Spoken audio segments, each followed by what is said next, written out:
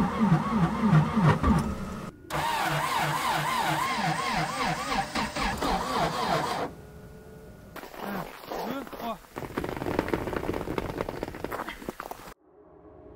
2015, nous quittons tout pour partir à l'aventure en van. 9 ans plus tard, nous sommes toujours sur la route, trop curieux de découvrir le monde qui nous entoure. Un road trip devenu un véritable mode de vie. Les Amériques comme première étape. La suite, l'avenir nous le dira. Nous, c'est Eric et Johanna, et voici nos aventures.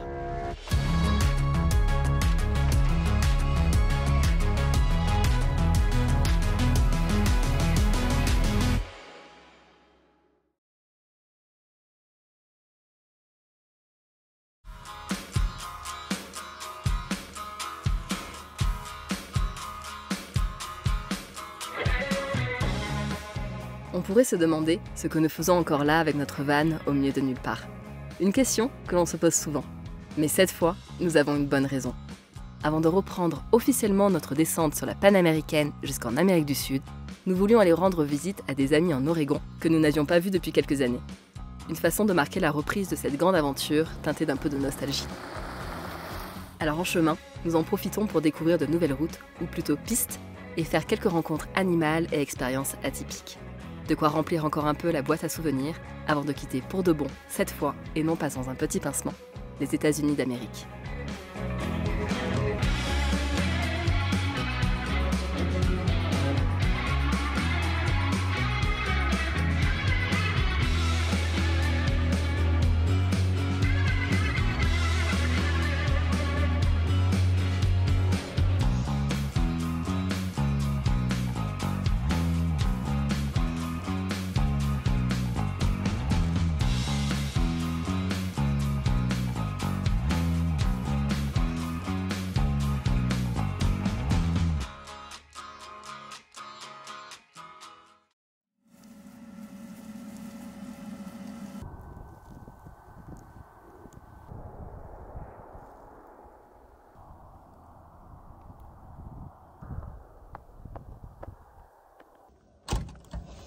Hola amigos, bienvenue en Idaho. Il fait moins 11, il a un peu neigé cette nuit comme on le voit. On vient d'allumer le chauffage là, je pense qu'on entend un peu, histoire de prendre le petit déjeuner au chaud. Et puis ensuite on partira explorer l'Idaho, tenter de se réchauffer. Il y a des petites techniques pour ça ici. On va traverser l'État pour aller en Oregon, ensuite voir des amis. Et puis en chemin, il y aura quand même pas mal de choses à voir. Donc ouais, on continue à aller un peu dans le froid, dans le nord, là pour l'instant, avant de descendre vers le sud sur la Panaméricaine. Puis là, va falloir un peu déneiger le pare-brise, le déglacer pour l'intérieur, en espérant que le chauffage le fasse le temps du petit déjeuner. Et ensuite, on prendra la route.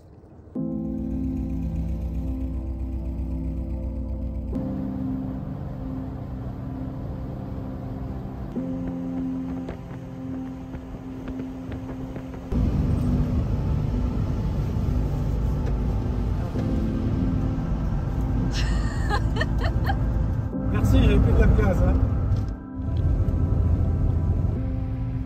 Si pour certains, traverser l'Idaho peut paraître à première vue ennuyeux, c'est sans compter toutes les pépites que cache cet état que nous avions pu visiter en été lors de notre premier passage en 2016. Cette fois, saison hivernale oblige, nous avons décidé de partir en quête des sources d'eau chaude, et cette région volcanique n'en manque pas. Malgré les années, nos souvenirs sont encore intacts.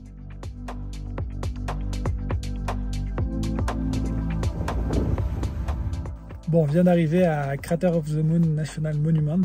Alors ici, normalement, on est censé voir des grandes coulées de lave et puis des volcans qui sont éteints, bien sûr.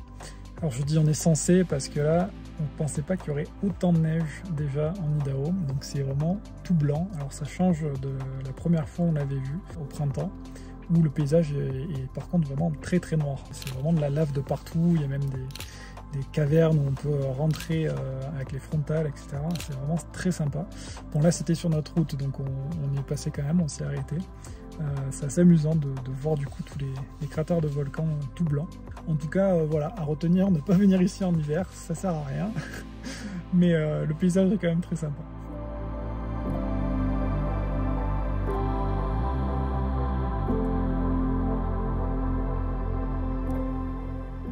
les grandes plaines blanches s'étirent à perte de vue. Mais c'est bien les montagnes qui, une fois encore, nous attirent à elles. Traversant les forêts qu'elles abritent, nous atteignons notre premier arrêt, qui va s'avérer être plus long que prévu.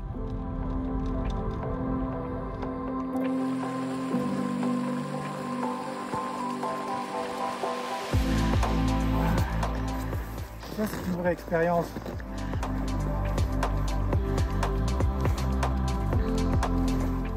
J'espère qu'elle est chaude, hein, parce que là...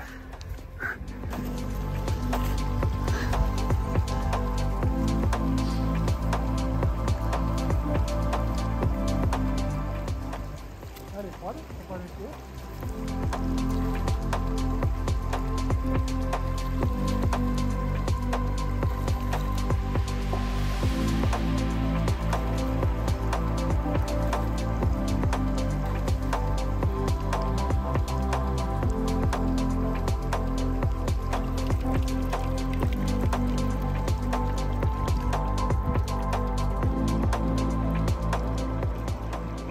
Ça va mieux? Là ça commence. Parce que clairement le passage de la rivière glacée, c'est vraiment quelque chose quoi. Surtout moi qui ai une hypersensibilité en fait des mains et des pieds, je suis vraiment sensible au froid. Donc autant dire que là ça s'est rigidifié d'un coup. Et puis d'un coup tu arrives dans la petite piscine d'eau chaude qui te paraît bouillante. Donc là pareil, ça te saisit une nouvelle fois mais d'une façon différente. Mais je commence à être bien. J'appréhende juste le moment où on va se dire bon bah on ressort et qu'il va falloir repasser par la rivière gelée et la montée plein de neige. C'est bon.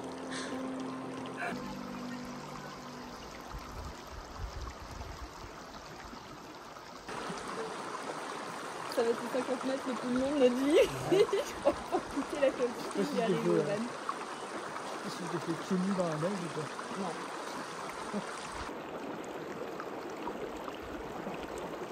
Ce matin, quand Eric parlait de se réchauffer de façon sympathique, voilà de quoi il parlait, les hot springs.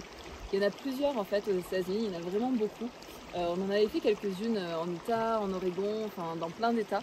Et c'est vrai qu'il y en a particulièrement beaucoup en Idaho et en Oregon, où il y a vraiment énormément de sources très très proches les unes des autres. On sent que ça bouillonne là-dessous. Et c'est vrai que c'est plutôt agréable quand il fait très froid dehors, comme là il fait -7. Ils ont prévu du -17 cette nuit, donc autant dire que ça caille. Donc pouvoir se réchauffer comme ça, avec une atmosphère aussi magnifique, c'est quand même plutôt sympa. C'est vrai que toute cette neige autour, quand on est dans cette eau très chaude, alors qu'on a la rivière gelée à côté, le bruit de l'eau qui est presque assourdissant, c'est vraiment... je sais pas, il y a quelque chose d'un peu magique là-dedans. Par contre, ce qui va l'être un peu moins, comme je disais tout à l'heure, c'est de sortir de l'eau. Parce que autant on court vite pour se mettre dedans, et ça passe relativement vite, et on est rapidement bien, mais pour en sortir, ça caille d'un coup. Donc on profite, mais on va pas tarder à sortir, et ça va faire froid, très froid. Oh, elle est gelée.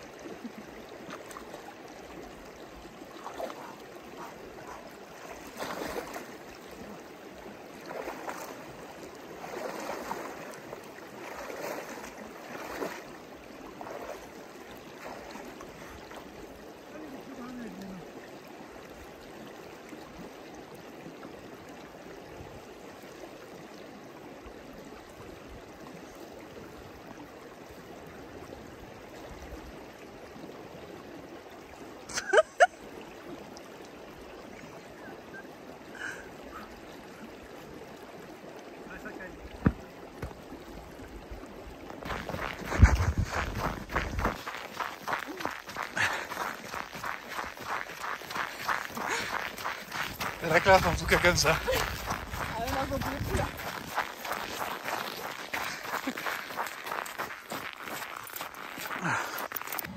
Le truc c'est du carton. En 2 minutes il est gelé. Voilà. C'est une œuvre d'art. Bon là il fait -13 dehors. Et ça a déjà bien commencé à geler. La nuit ne fait que commencer. Bon matin, il est 7h, il fait moins 22,5 très exactement dehors. Le et demi a son importance quand même, je pense, à ce niveau-là. Un commentaire peut-être? Eh ben j'ai pas eu froid. Franchement, en étant bâché comme le Yeti, là, j'ai pas eu froid. Bon, en vrai, t'as quoi? T'as juste rajouté ta doudoune? Non, j'ai juste rajouté ma petite doudoune, histoire d'avoir une couche supplémentaire en duvet et d'avoir la tête couverte aussi. J'ai dormi avec les gants aussi en polaire, parce que ça fait la différence d'avoir les extrémités, tête, main, pied bien au chaud. Surtout qu'on dort la tête contre le haillon arrière qui lui est totalement gelé. Il y a de la glace sur la moindre vis, le rideau, je pense que si je le touche il s'arrache, donc on va rien toucher pour l'instant. Mais non, ça va. Ça va, ça va. J'avoue que par contre, en effet, d'avoir mis le chauffage dans la nuit, enfin pas toute la nuit, mais qu'il se soit déclenché à certains moments, ça permet d'avoir une chaleur un peu constante, ou du moins de ne pas descendre trop bas. C'est vrai que c'est descendu au plus bas à moins 8 dans le van, mais si ça avait été moins 22 comme dehors, ça aurait été un peu plus délicat. Donc ça va. Voilà. Maintenant, il va falloir dégivrer le van. Un début de journée glaciale comme nous n'en avions pas eu depuis bien longtemps, mais sans nuages à l'horizon. Enfin, seulement de façon littérale.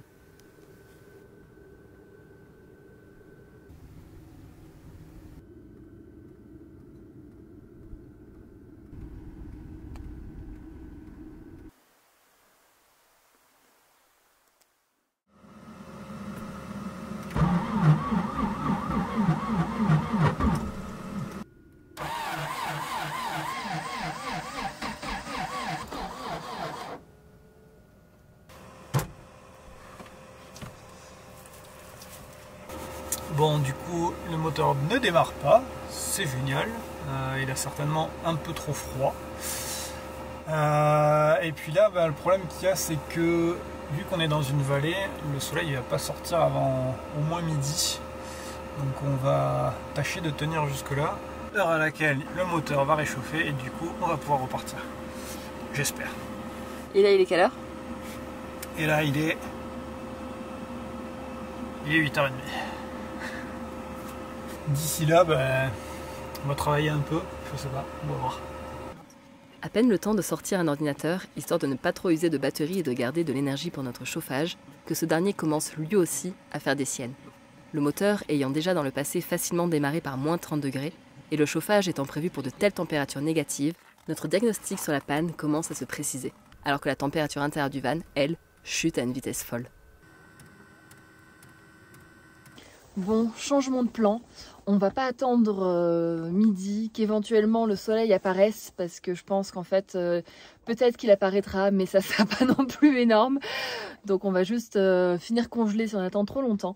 On va essayer de pousser le van un peu plus loin sur la route, parce que on pense qu'un peu plus loin le soleil est déjà en fait présent. Donc on va essayer de pousser le van jusque là, histoire de dégivrer Popo, et espérer qu'il se réchauffe pour pouvoir repartir. Donc là on a une petite montée déjà à passer, ça va être sportif. Il fait vraiment très froid quand même, hein. Mais on va tenter notre chance comme ça, histoire d'avancer dans la journée, parce que c'est vrai que les journées là sont quand même assez courtes, du fait que la nuit tombe vite. Donc il n'y a pas beaucoup d'heures d'ensoleillement, et on va pas rester une nuit supplémentaire ici, sinon on n'aura plus de batterie du tout. Donc essayons. Oui, parce que petite précision, il n'y a pas de réseau. Voilà.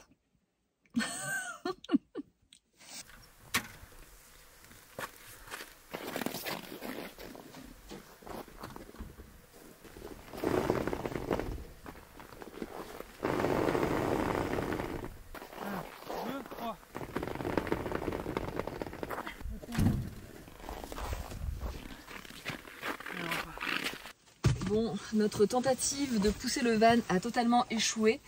Clairement, là, on n'arrive pas à l'avancer du tout. Je viens d'installer la corde pour se faire tracter. On va attendre qu'il y ait quelqu'un qui passe. Quelqu'un qui passe, ouais. Pour voir s'il peut aller nous mettre, nous rapprocher de la ville et nous mettre au soleil déjà, ce sera pas mal. Ouais. Et puis on verra si au soleil il repart ou pas. Voilà, bref. La suite au prochain épisode. Petite précision, on doit changer le pare-brise. Oui, donc c'est pas très grave si je l'aurais. on n'a aucune pitié pour lui à l'heure actuelle.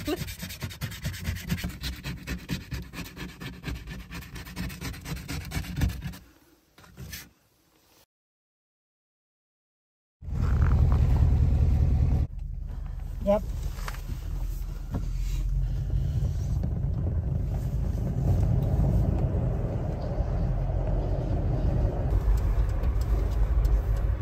On a le pare-brise qui est totalement gelé, c'est un peu compliqué.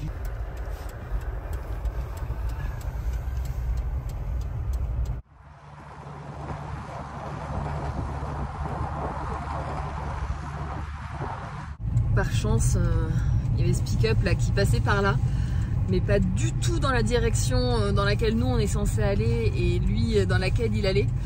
Donc là, il a gentiment accepté de faire demi-tour. On lui a demandé 40 fois si ça le dérangeait pas et tout. Franchement, il est adorable. On est les premiers Français qu'il rencontre, donc je pense que c'est pour ça. Il a eu pitié de nous. Non, faut dire que là, il fait vraiment très très froid. On est vraiment dans un endroit, enfin dans la forêt nationale, là, pas loin de Ketchum, mais assez reculé de Ketchum. Donc il y a pas mal de bornes avant d'arriver à la ville. En plein dans la vallée, donc pas de soleil et pas de réseau comme je disais tout à l'heure, ce qui fait que à part compter sur une bonne âme charitable qui était ok pour s'arrêter et nous aider et faire demi-tour, franchement pas beaucoup d'options là. Et Eric essaye aussi de redémarrer le van pour voir s'il repart, mais ça veut pas. Donc on sait pas trop ce qu'il en est pour l'instant. Mais quoi qu'il en soit, je pense que déjà c'est le froid. Voilà. Le froid a eu raison de Popo. Il a raison de nous aussi parce que là il fait vraiment très très très froid quoi. En plus on conduit avec la fenêtre ouverte pour pouvoir communiquer avec le pick-up devant et voir un peu aussi parce que le pare-brise est toujours ultra gelé, donc moi je vois rien par exemple.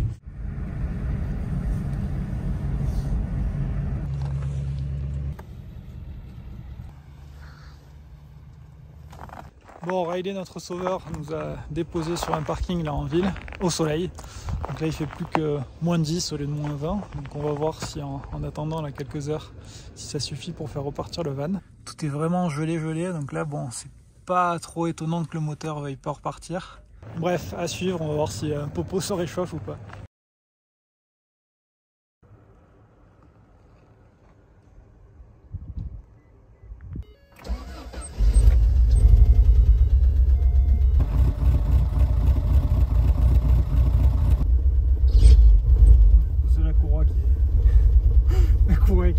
Un peu, mais... Finalement, au soleil, avec quelques degrés de plus, le moteur redémarre. Le temps de le laisser chauffer tranquillement, nous reprenons la route sans avoir besoin de mettre les mains dans le cambouis. Et notre diagnostic semble se confirmer. Bon, depuis ce matin, j'ai l'impression de ne faire que blablater. En version, il a fait froid, mais ça va, on va essayer de redémarrer le van.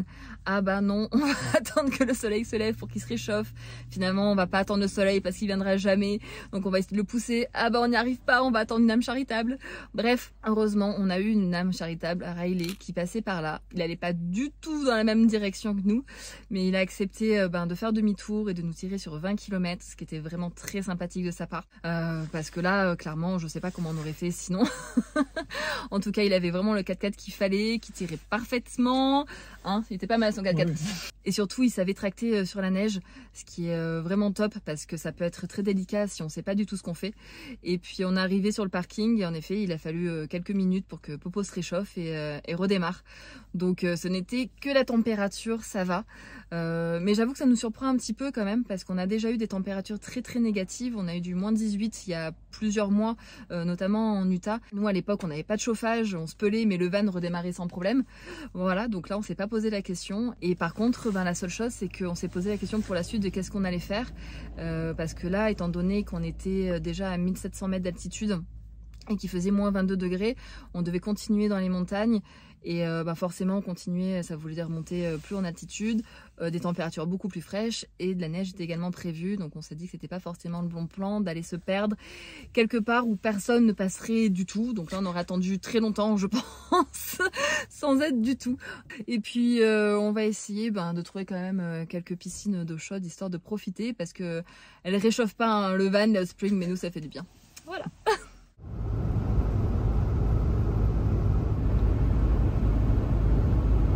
Même la gourde isolante a gelé.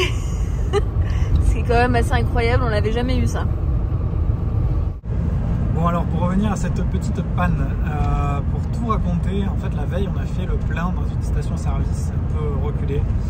Et quand on est reparti, le moteur a brouté 2-3 fois. Donc sur le coup on s'est dit qu'on avait pris peut-être quelques petites impuretés. Et finalement avec cette panne le lendemain matin, on se demande plutôt s'il n'y avait pas de l'eau dans l'essence qui aurait gelé le circuit, parce que quand on essayait de démarrer, le moteur tournait, mais il n'y avait pas d'essence qui arrivait. Donc ce serait la panne la plus plausible, surtout qu'il y a un ami américain qui nous a confirmé que lui ça lui était déjà arrivé.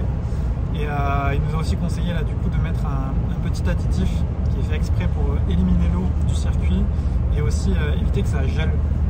Donc on va voir si ça marche. En tout cas, ouais, sans mettre le van au soleil, on serait resté encore un petit moment avant que ça dégèle. Donc merci Riley de nous avoir tiré encore une fois jusqu'au soleil et merci Ransom pour le tips, pour le petit produit. Avec ça et un nouveau plein d'essence, nous devrions continuer notre route sereinement.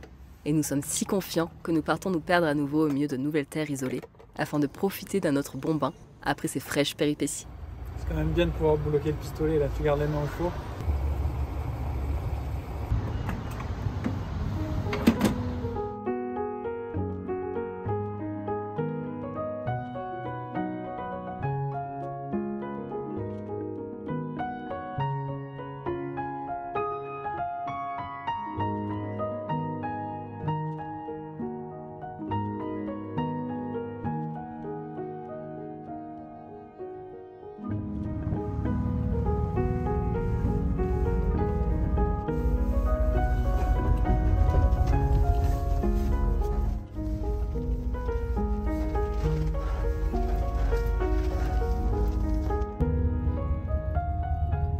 Tour de roue après tour de roue, nous voilà maintenant à l'est de l'Oregon.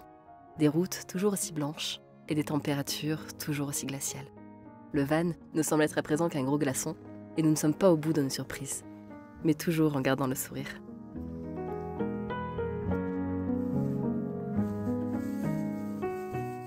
Et puis pour continuer avec les petits soucis, on n'a pas de chauffage ce soir parce qu'en fait,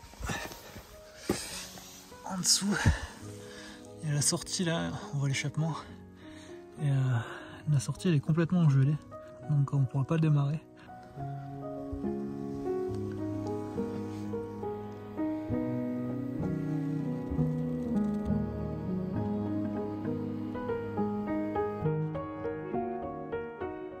Bon, après sinon c'est pas bien grave, on a déjà dormi sans chauffage avec des températures bien plus négatives quand on n'en avait pas, donc c'est pas très grave, ça nous rappellera quelques souvenirs. Bon, déjà, avec un caillou là j'ai réussi à dégager un peu.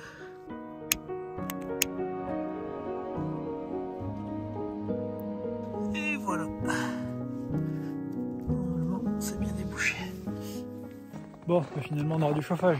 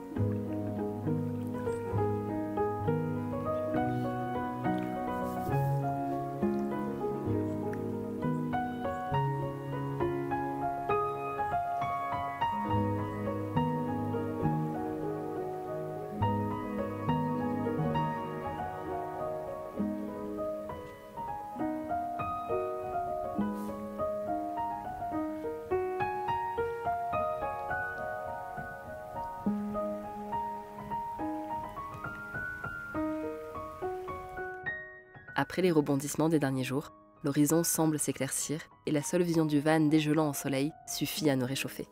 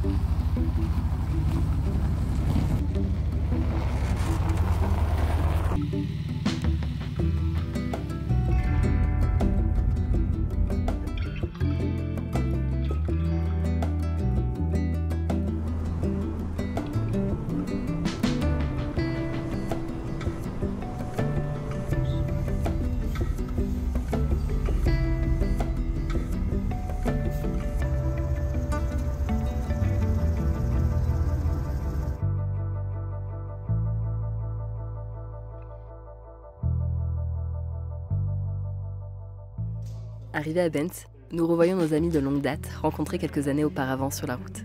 L'occasion de papoter tout en bricolant sous un van, refaire le monde le temps d'une soirée, se remémorer des souvenirs, parler de voyage et de l'avenir.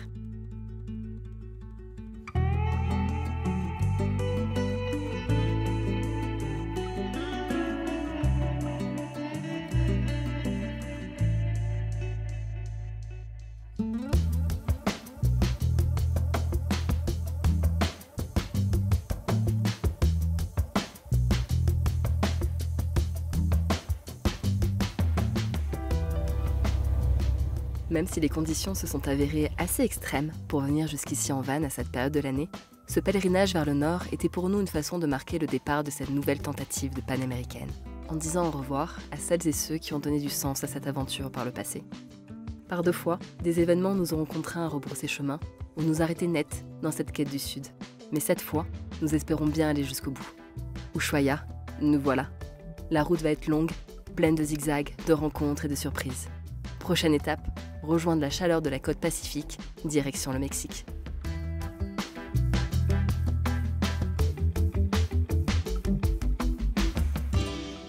On vous embarque ? Déjà, il faut que j'arrive à défaire la table que j'ai serrée comme une porcasse en me disant « On est parti !» Mon kiki.